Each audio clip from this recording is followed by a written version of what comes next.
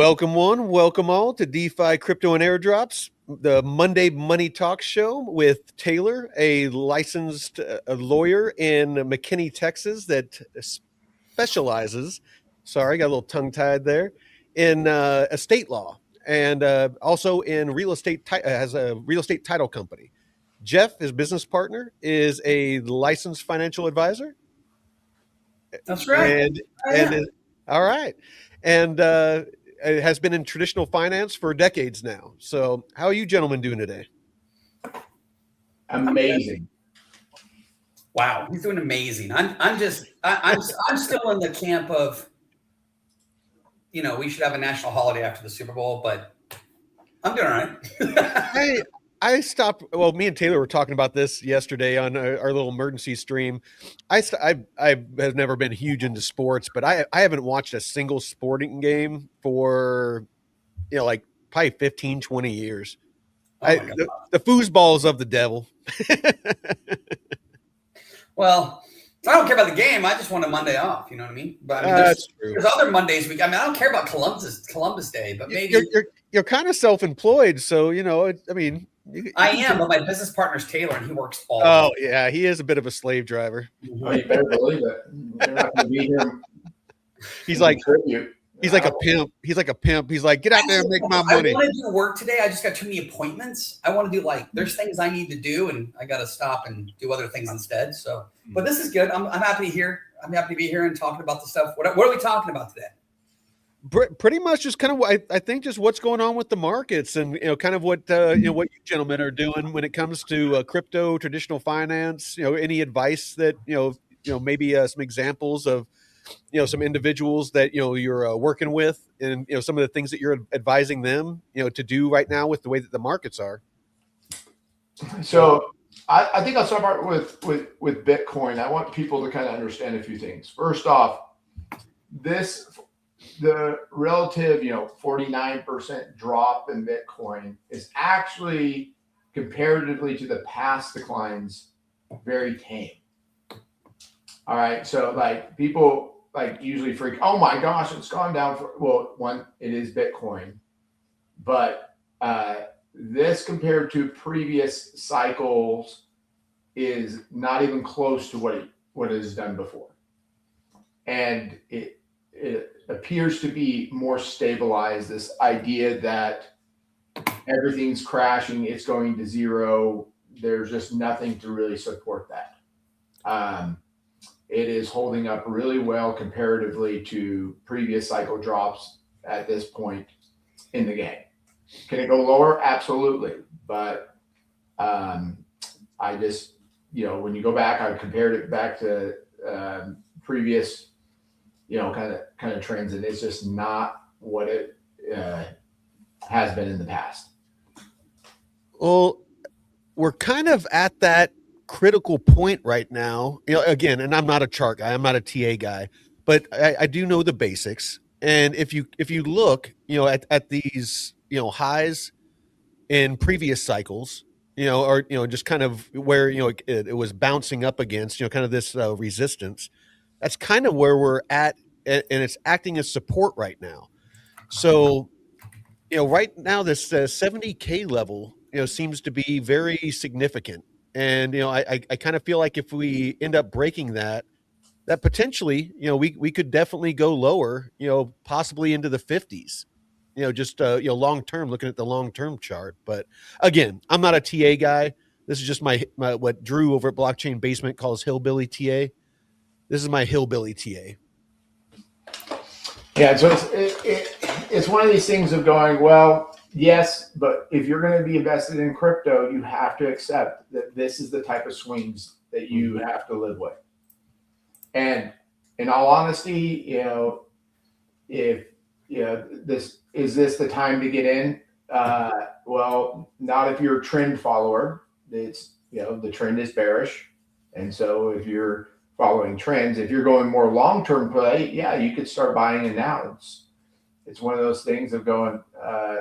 Can Bitcoin go to zero? Yes, absolutely. But if you're investing in crypto, you should be investing in what you believe in. You want this to work. It shouldn't be based upon, oh, I'm trying to make a ton of money quick. It's like, well, you believe in these things because this stuff can go to zero. This could be a whole fad that just doesn't work out. Yeah. It happened in the .coms. Happened with NFTs. Oh yeah, NFTs. I mean, I was new to crypto and I saw that writing on the wall. I mean, there's NFTs, like the actual utility NFTs, like the arrow locks and ones that are used in DeFi, but smart contracts. But yeah, the cartoon monkeys and all that stuff. The rocks. Yeah, that was anybody that was buying those. I'm sorry, not sorry. That was just fucking idiocy. But one thing I do want to point out though is that a good DCA strategy. If you believe in something like Bitcoin or whatever project,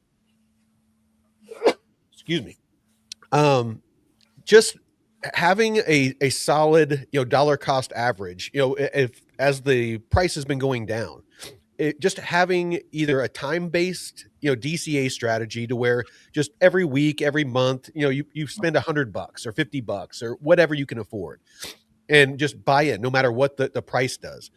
Or if you have price levels, so these psychological levels, like at 100K, maybe is 80K, maybe, we're just talking about 70K is a significant level.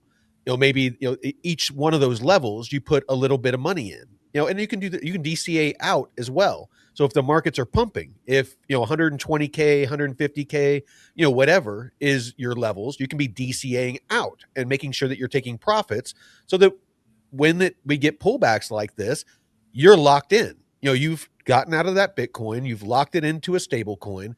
And yeah, I mean, it's pegged to the US dollar, which has its own issues, but the US dollar doesn't move, by 30, 40, 50%. If it does, we got, we got really big problems. So, it's all about your strategy, and it's all about your risk tolerance. What are your financial goals? What is your risk tolerance? Crypto right now, you should only be looking at if you have a high risk tolerance. It is not, like Taylor said, it's not guaranteed. Jeff, what are your thoughts? Well, firstly, my thoughts are I've got to get you a printed disclosure so I don't get in trouble here. But I am a certified financial planner, so this is not advice because I don't know your situation. It's just general content, right? I've thought of different ways. Like I actually was going to talk to Taylor about this this week. Like for a couple of years now, I've thought about something I haven't ever pulled the trigger on, but I think it'd be interesting, which would be like buying probably puts and calls. Now that there's Bitcoin ETFs, you could buy puts and calls on those ETFs, what's called a spread, every month.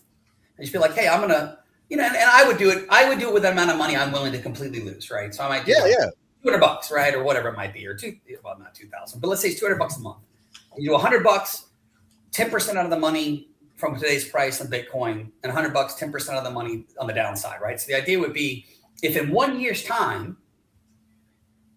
Bitcoin moved up or down from today, more than 10% in one direction, or probably more like 15 or 20%, theoretically that move would be enough to more than cover the cost of the puts and the calls on each side of the trade and give you a profit. So you would know your worst case scenario would be like you lose your $200, right? Let's say that you buy it at a price here and here, and Bitcoin just kind of goes like this for a year. Maybe you might. But if something like had a year ago, I'd done this when I was thinking about it, and Bitcoin did the move it did last week, it'd be like, okay, well, my call is expiring worthless because my call was set at, maybe the price of Bitcoin a year ago was 90. I don't know, whatever it was, right? Yeah. And now it's at 70. But boy, that put would have paid off tremendously, right? It would have been very, very profitable. So that may be a way to kind of get, the way I look at it is you have a concrete downside and you have technically, mathematically, an unlimited upside, or close to it. That's something I'm thinking about doing. But yes, as far as owning the actual coin, I think that people have to recognize that no one that I know realistically can trade around this. I'm not talking about I very much appreciate, the newsletters and the trends, and you guys have done a great job on kind of giving guidance, but nobody can foresee, short of market manipulation, massive air pockets like what we just hit. Yeah. Right. So to Taylor's point, if you're not willing to, and your point, if you're not willing to absorb, if you're not willing to wake up tomorrow when your account's 50% down, then you shouldn't own an asset like this. But remember that the flip side of that is you could wake up tomorrow and it could be 50% up. Yeah. Right. I mean, it's possible. It doesn't tend to go up as fast as it goes down, but it certainly goes up a whole lot faster. Almost everything else does. Well, in a nutshell, there's pretty much 3 ways that you can make money. And I'm sure this is, somewhat, applicable to traditional finance as well. But in crypto, you can either buy and hodl, which is, basically just buy and hold the asset. You can trade, which is, like day trading, like you do in traditional finance and things like that. Or you can DeFi, which is kind of specific to crypto, to where I teach it. I'm not a subject matter expert like David or Jake Call or anything like that, but I'm kind of chronicling my journey. But it's where you just earn, by basically being a bank, lending it out. So that's how I'm earning. Is it's slower. I'm not going to make a couple 100%, in a trade or something like that, but at the same time, 24/7, 365, I'm just stacking my bags. It might be worth less because the markets are down, but I'm stacking more assets. So if the market rebounds and does go back up to where it was before, I'm going to be in a much better position. So, you need to believe in the assets to do that, though. But sorry, Jeff, continue. No, I completely agree. I think what you're saying is 100% on point. But I just think, again, the challenge with crypto, I think for most investors or most people, is it's a very much, the identity is very confused right now. And what I mean by that is it is absolutely a speculative asset, right? It's hair on fire risk as far as volatility. But at the same time, you have a certain subset of the population, and I think you fall into this, and I think Taylor, for the most part, falls in this, that have a deep belief, or at least a significant amount of conviction and a hypothesis that this is the future or a part of the future, right? And so when you blend those two things together, it gets confusing, because on the one hand, like, people want the growth. They don't really want the risk. They want the growth, but it's very, very up and down and sideways, almost like gambling on to get sports or going to a casino. On the flip side, you have this long-term sort of potential resetting of the entire financial world, or at least a significant percentage of it, into the crypto universe, right? And into DeFi and all that stuff. And so I think one of the things that would be helpful if I were really putting capital into this is I probably would have 2 different accounts. I would probably have a buy and hold account that is my conviction account. It's something that you literally, and they may offer this, you probably know this, but something where if you could like time lock and be like, I can't sell this tranche for 10 years. I can't sell this tranche for 9 years. I can't sell this. It would force you to be a long-term buy and hold. And then the other one is what you trade. But what I'm getting at is, let's say for argument's sake, the same volatility we see in crypto, you could see in garbage pail kids. Cards. Yeah. Remember those? Yeah. My point is, if you have 2 different buckets of money, and one bucket is your speculative trade, try to make money bucket, you don't really care what that asset is, as long as you're convinced you can make money by trading it. You don't care if it's garbage pail kids. You don't care if it's, as long as there's the volatility. You're looking for volatility and deep liquidity. So my best advice to people that's listening is you need to bifurcate your crypto investments. Favorite word of Taylor's. You bifurcate your crypto investments into what is my trading speculative money and what is my conviction money, right? Mm-hmm. That's what I would do, because the conviction money, quite frankly, yes, you care, but if it's a 10-year deal, mm-hmm. either in 10 years, I saw this the other day, it's like if you bought Bitcoin at 120 or you bought Bitcoin at 70 or you bought Bitcoin at 15, mm-hmm. that's kind of immaterial if Bitcoin actually hits $1 million in 10 years. Yeah. Right? You're either up 900 grand or you're up 990 grand. Like, either way, you're like, hell yeah, right? So that's a long-term thing. Short-term is where you need to make a decision. And so why I think people get in trouble is they're super aggressive short-term when things are working out. Then they get all crushed when things don't because they're using the wrong dollars for the wrong targets. Have your long-term crypto and have your trading crypto. Separate buckets. Well, and it ensures that you keep exposure to, assets you believe in long-term. Right. Because if it's really conviction, then you just think this is all shaking out the weaker, asset owners and just natural part of the process, right? But I mean, the reality is we could all get if we'd all get in a time machine in 50 years, either Bitcoin's worth insane amounts of money or it's been reconciled to the dustbin of history. But we don't have time machines, so you got to figure out a different way to get there. And that's how I would do it: is trading account, investment account. That's honestly kind of a cool idea. I'll have to look around and see if there is accounts like that to where you can do like a smart contract. You're kind of like Aerodrome. Aerodrome has it to where you can do locks and you can earn yield. I mean, even if it didn't earn yield, but well, if you're gonna lock it, you might as well though. Well, yeah, no, absolutely. But I'm just saying, there needs to be kind of an economic piece, behind it where something is done with that to earn, like Bitcoin. It would have to. Or you can do like a DeFi, or you set up your own account, but DeFi it from like WBTC to another BTC. Yeah, but then you open yourself up to risks. There's smart contract risks and things like that. I think the smart move, for something to where you want to ensure that you keep exposure to native Bitcoin or something like that, because the WBTC and those sorts of assets are wrapped versions that allow it to it's a kind of a digital representation of the native Bitcoin. So I'm sorry. Oh, no, you're fine. So yeah, I was thinking more along the lines of, in the spirit of what Jeff's talking about, where, you're taking that actual native Bitcoin and you're just locking it away to where, it can't be bought, it can't be sold, it can't be lost. It's, in a vault. Right. That would be kind of cool to offer something like that. Well, here's the reason why I'm suggesting that. Okay, is one of the things I think is the most disingenuous BS thing that financial advisors will tell their or not even financial advisors, but like the financial marketplace, the financial services companies will spew things like, do you know that if you just invested in Microsoft and bought and hold it, all that crap. So like, for example, now this is out of date right now, but like if you bought one share of Microsoft when it debuted March 13th, 1986.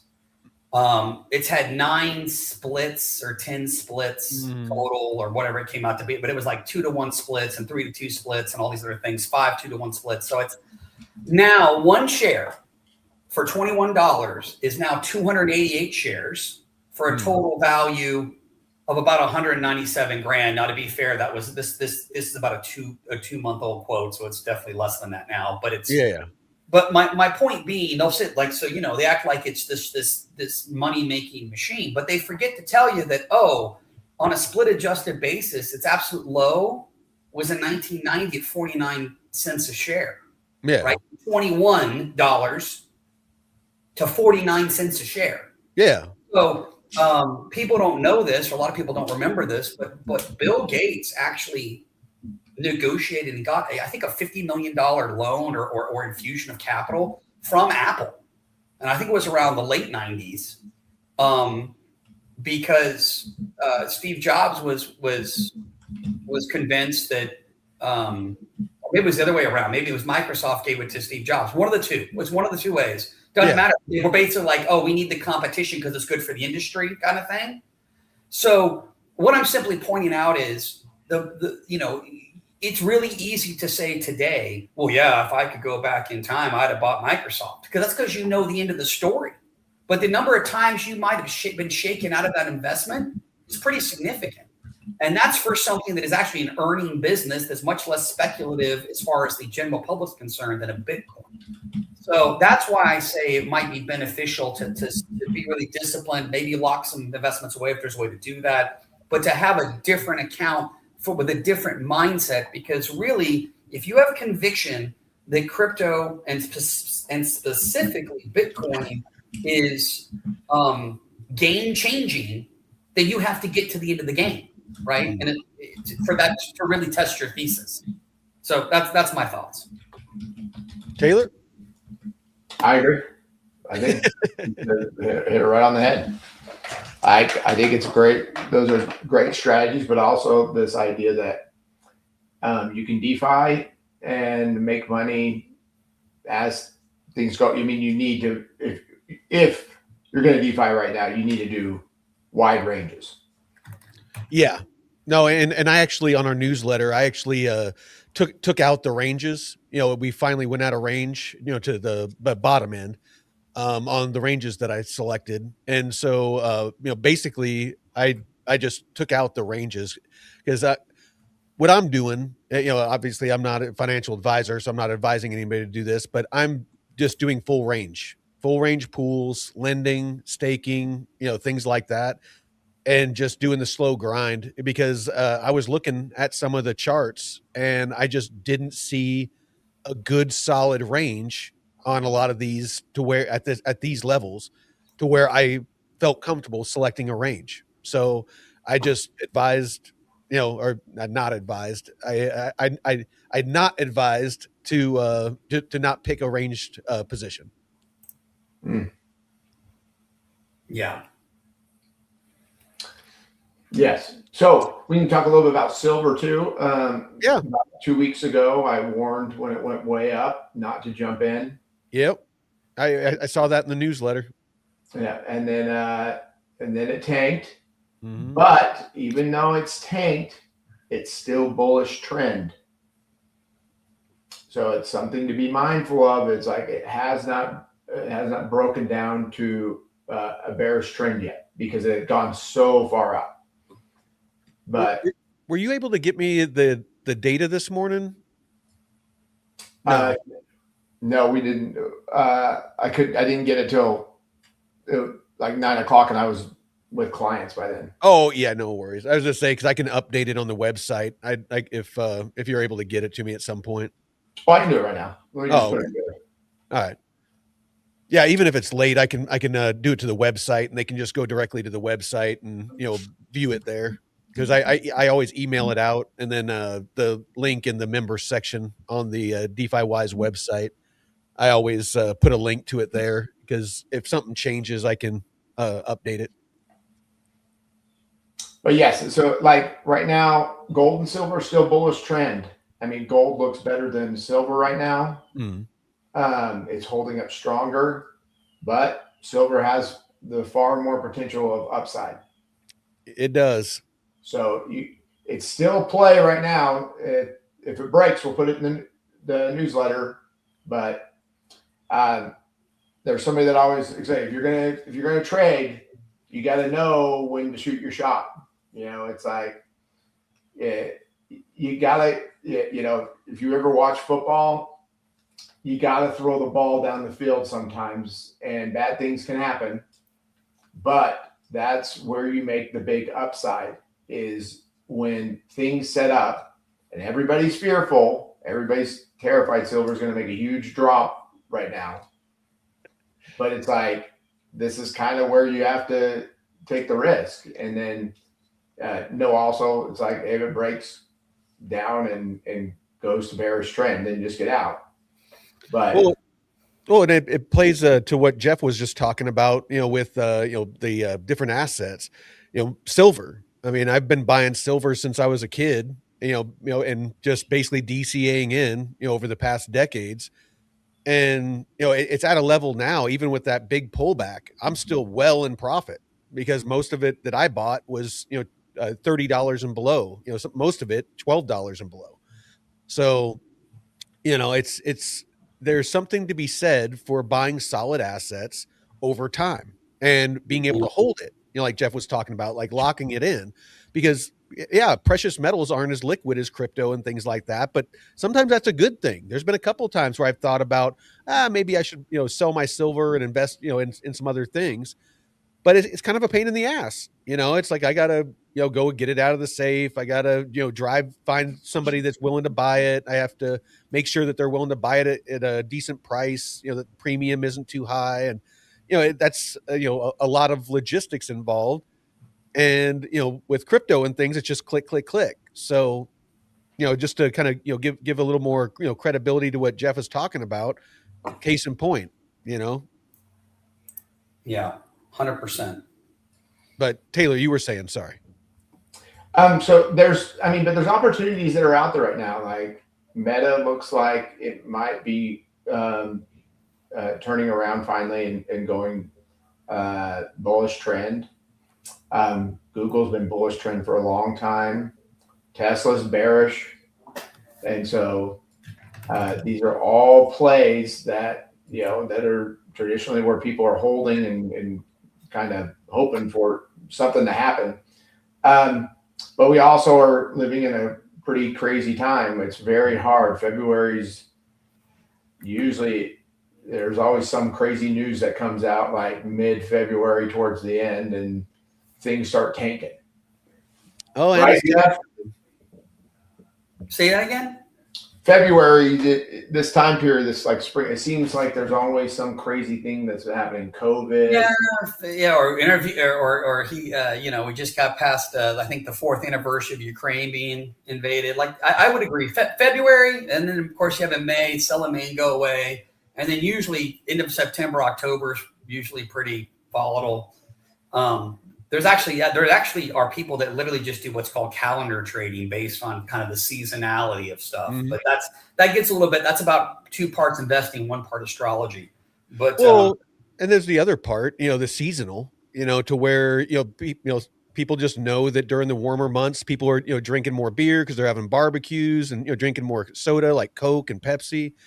And so they, invest accordingly. And then during the winter, there's certain things that become more popular. So there's something to be said for that. So have you guys ever have you ever had your astrology done? No, I have not. I have not. So chat can actually do it for you. So I had chat do mine. Let me pull this up. But this is pretty, like, I was watching this guy on TikTok, and he's a guy that went to like India and like went and got the Vedic.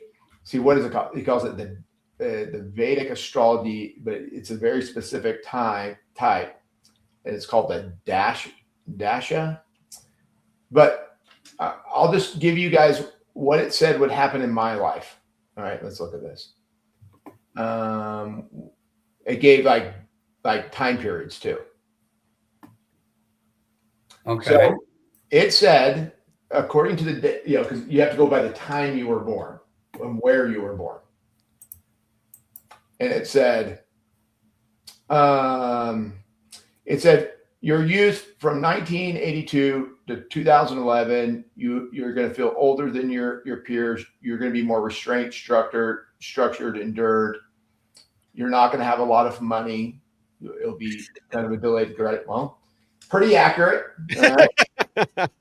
Okay. Then it said, okay, where does it get to like the specific time periods? All right.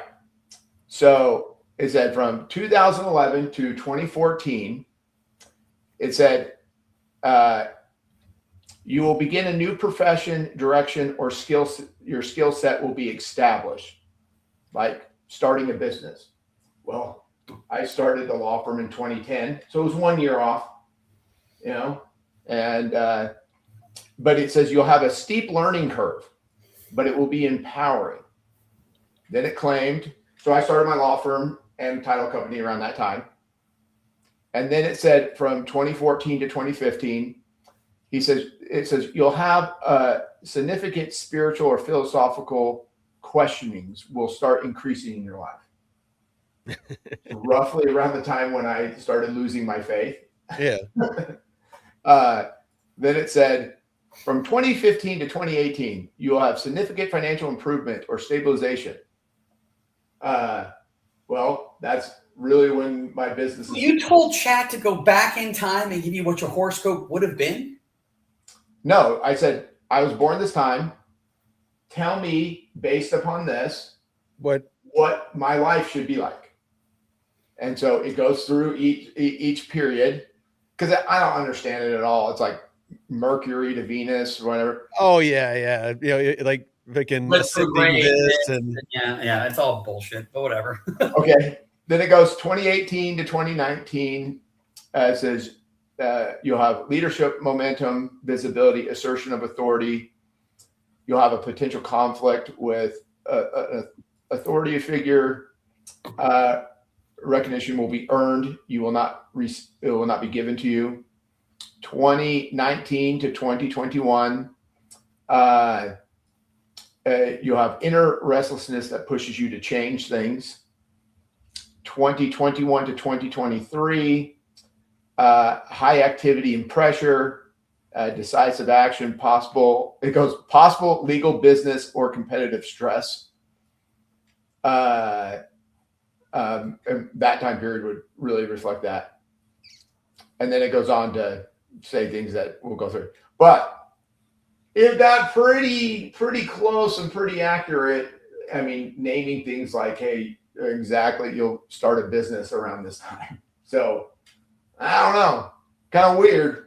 Oh no, I mean that's relatively accurate. So I mean that's I mean it's saying something. I mean I not saying I necessarily believe it, but freaking in astrology, but it's vague enough that you're like, okay, well you can find something at that time period of your life that does it. But like, I mean, for me, I was like, that's pretty accurate of how those time periods kind of shaped for me. Right. But I don't know. Maybe there's a reason it's endured thousands of years. Yeah. No, I mean, and that's, I mean, I don't know. That's the kind of thing I always noticed about it was, and I always like tell, I always joke with the people that do technical analysis, TA and stuff like that it's male astrology. Or it's, because, basically they're like, the stars, there's a head and shoulders pattern, in the sky. And so, the market's going to do this, and, they're reading the tea leaves, and, they're doing all these things trying to know what the market's going to do next. And so I've always kind of, and I'm not the first one to call it that, but, that's what I always joke about. And mostly because I'm not a TA guy. To me, it's, trying to, it's trying to guess the market, and it's an educated guess. Yes. But, I prefer to just do DeFi, to where I just invest in assets I believe in long-term. And I do very, as low risk as possible, plays, to where I can just stack more of that asset. Cause David told me something that really resonated with me and stayed with me. And it was to stop looking at the price of Bitcoin and the price of the assets that I'm investing in dollar terms, and start looking at them just as, stacking more of that asset. So just, getting more Bitcoin, no matter what the price does, just stacking more Bitcoin, using DeFi, DCAing, buying more, whatever, and just stacking more of that asset, so that, when prices do, move to the positive, you're just in a, each time you're just in a better and better position. So here's something crazy I saw like 2 days ago.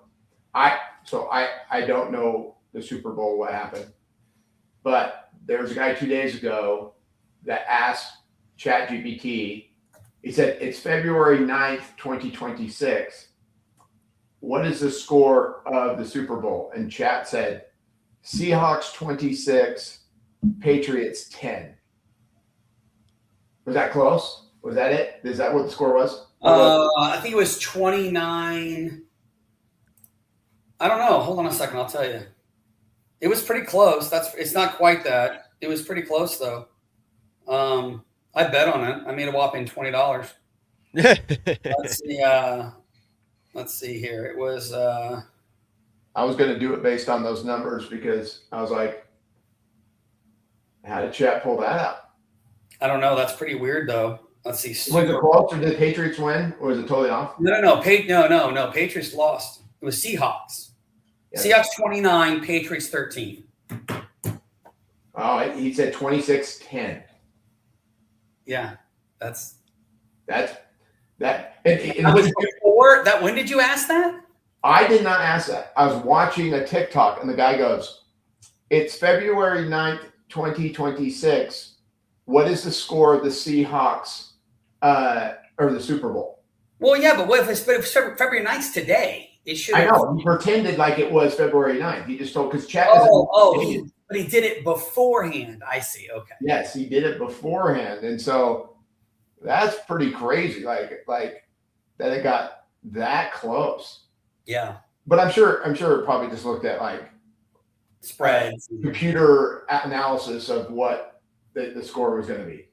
Right. But still, that's pretty cool. Well, I mean, that's kind of the power of AI is it's able to compile large amounts of data, very quickly. That's really all it's doing is just finding data and compiling it. Mm-hmm. Well, wait. Let's do this. Let's test it. Assume it is. Let's do February. What's next?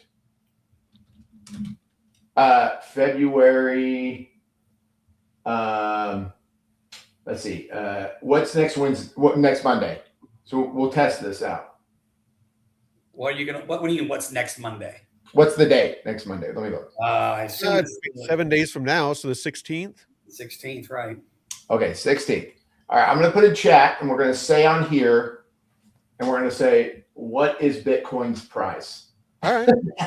The 16th, 2026. What is Bitcoin's price? Let's do Bitcoin, silver, and Q's price. Dude, if this thing starts predicting the future, right?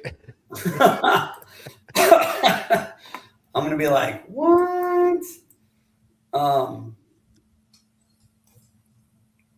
Okay.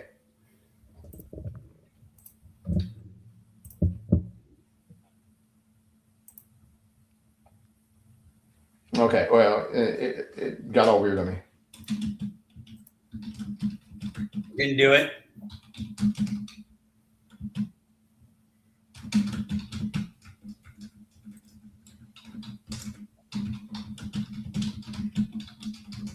All right, let's see.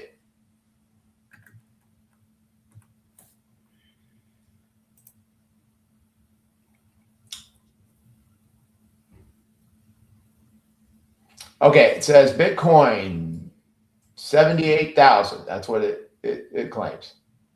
78,000. All right. What's silver per ounce right now? Let me take a look. Silver is currently at $82.69. I don't understand what this is. It says silver spot per ounce projected $32.50. Wow. Oh, I hope that's wrong. But I think it's oh. Well, let's so I mean, what are you both doing right now as far as your investments? What are your positions right now? So I'm still holding my silver, gold. I have a few little. I'm mostly out of the market, and then I'm DeFiing Bitcoin. Okay. And then, where are you putting your Bitcoin in DeFi? I'm just using the CBBTC to USDC. Oh, the pool. I'm just using that pool. I'm guessing full range, or are you doing a range position? I'm doing a range. I'm using the ones that we put out. Oh, okay. What about you, Jeff? What are you in right now? Mostly cash. I have a DeFi thing that he set up for me that I got to log back into and see what's going on with it. And I'm finishing. I'm launching in the next week or so our quantitative trading strategy for markets, and so that's where my stuff's going to be for the most part. Okay. Although I do want to scale up, I probably will pull the trigger on that option spread idea for Bitcoin. Oh, gotcha. But we'll. And so, it scratches my gambling itch. So Yeah. that says the Qs will go down to 595. It's at 614 right now. Okay. Let's see how good it does next week. And then I can't figure out what the hell it's doing with silver right now because. Yeah, that's quite the dump. Well, let me just do SLV.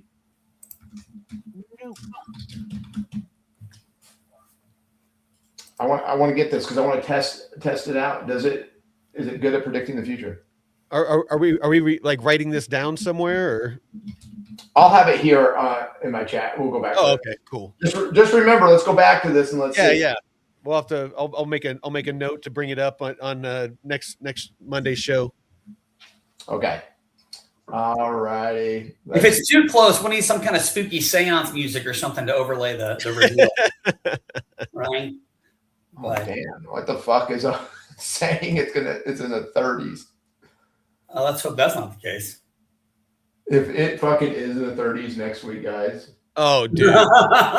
Yeah. Oh my. I honestly, I'd love to be able to, buy more, at a lower price. I personally don't think it's, silver's going to go back down to those levels, again. We'll see. Remains to be seen, right? Well, we can probably cut this a little bit short. I know I got some things I need to jump on and get done. And I'm sure you gentlemen have some appointments that you got booked up all day. Yeah, unfortunately. Well, that's not true. That's a wonderful blessing, but it's a busy Monday. Yeah, no, it's better to be busy when you have your own business than not being busy. So, but I do think it's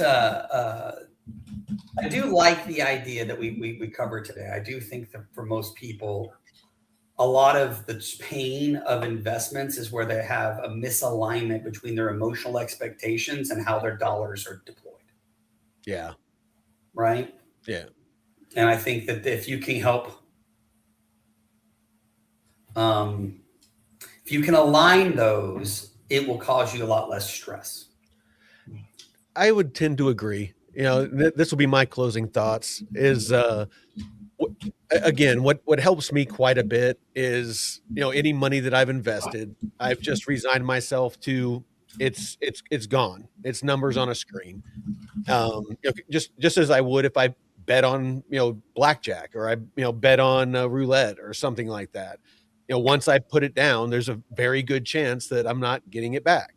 And you just have to have that mindset because if you're emotionally attached to that money, it's going to be, it's emotional roller coaster that you're going to ride. And if you lose it, it's going to be devastating. It's going to have a very direct, effect on your life. Cause I mean, if you're, basically betting your rent or you're betting your car payment or, something like that, it's you're not going to make smart decisions. So, focus before you start investing into anything crypto, traditional, you really need to sit down. And I have a whole episode that talks about this in our DeFi Academy. It's like episode 6 or 8. And it's figuring out what your risk tolerance is and your financial goals and basically mapping out, what those are, so that you can make sure that you're investing properly. Because, if you're very high risk, if you're one of those degens that wants to invest in meme coins, and hopefully make, 100x overnight, then, you need to understand that and, invest accordingly, because investing in Bitcoin, you're not going to 100x overnight. But if you're looking for, if you have very low risk tolerance and you're just wanting to make steady money, then you need to understand that so that you can build out your investing plan to match that. So that's all I get. Taylor. My final is, other than Chad's initial answer that it was going to go down a ton, it said silver flat, Qs are going to be down, and Bitcoin will be up, not a lot, just to 78. But yeah, that's its prediction. So I just want to piggyback on what you said, Mike. And I'm, by the way, I'm sort of like the fat doctor that smokes that tells you what you should do. I'm not saying that this is easy, but one of the best hedge fund managers I've ever learned about or heard of talks about how he never ever puts on a trade unless he knows exactly the price point that he's going to take profit at. Oh, absolutely. Right. And I think that is probably, I think more people have lost more money on successful trades than non-successful ones.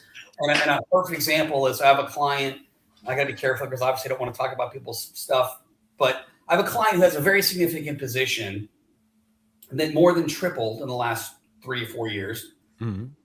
And when I called her to say, hey, we really need to diversify away from this, and it's outperformed anything she would expect, right? Yeah. But as it kept outperforming, her expectations kept rising. Yeah. And I don't mind, I can tell you, it's Microsoft, and she's like, well, I think when it hits 600, that's when I'm going to sell. Well, she said that when it was at 510, and now it's 390 or something, or 400. So just the market doesn't know what your goals are. The market doesn't owe you compliance, right? No. And I guess my point is, had she made the decision, not that it wouldn't have been, it's still very, very difficult, but it's a lot easier if she made the decision, like if I ever see a doubling, I'm taking money off the table. But now it's that greed and fear thing. So it's, it's a good thing, because if it weren't for the fact that we're all human, markets would be very boring and we wouldn't have a chance to make money. But at the same time, don't be your own worst enemy, right? So when you're putting on these trades, you should have an entry point and exit point to the downside and the upside. Well, that's what where those trailing stop losses and things like that come into play and take profits is 100%. As you move into profit, to the upside or downside, if you're doing a short or a long, is you have you can move that that stop loss so that it's almost like keeps the floor. The more it goes up, the more you move that up, so that you're locking in those profits. So excellent. It's an excellent strategy. People don't do it. It's an excellent strategy. Yeah. And a lot of it has to do with greed, and it happens to the best of us, but that sure does. Well, gentlemen, I appreciate your time as always. And hope you have a great day, and we'll talk to you next time. All right, guys. Later. Veteran Crypto out.